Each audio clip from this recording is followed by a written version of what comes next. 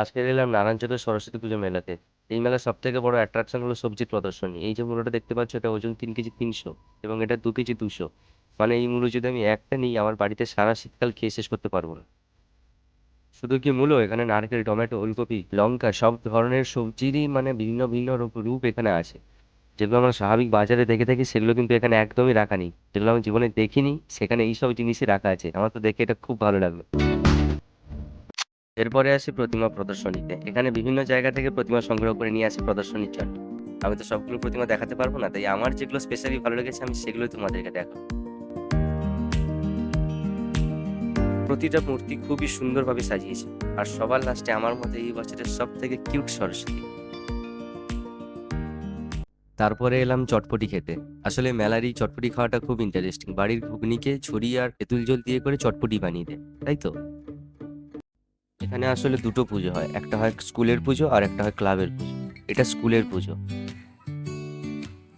আর এই মেলাতে অনেক দোকান বসেছে, মানে তুমি যদি কভার করতে চাও পুরো মেলাটা, তাহলে তুমি একদিনে পারবে না, তোমাকে মিনিমাম 2 দিন তো সময় দিতেই হবে। তো যাই হোক, আমরা মেলা করতে করতে শেষ পর্যন্ত এলাম ওই ক্লাবের পুজোতে। আর ক্লাবের পুজোর থিম ছিল, আমরা যে বইপত্র ছেড়ে ফোন নিয়ে মেতে আছি, মূলত এখানে সেই জিনিসটাকে তুলে ধরার চেষ্টা করেছি। আর একসঙ্গে সরস্বতী পুজোর দিন আমি সারা বছর বই না খুলে এত বই একসঙ্গে দেখে ফেলেছি, তো আমার মাথা ঘুরছিল।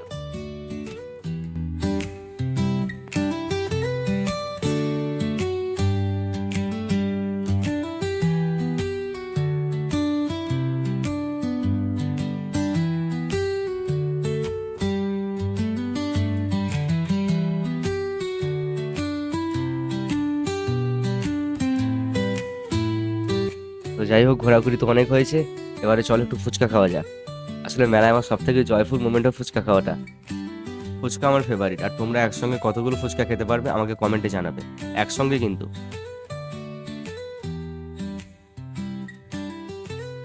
মেলা তো অনেক ঘুরলাম, কি কিনবো ভেবে না পেয়ে লাস্টে ন্যাপথিন কিনে বাড়ি যাওয়ার পালা এবারে। রাখছি, দেখা হচ্ছে তোমাদের সঙ্গে আবার পরের ভিডিওতে।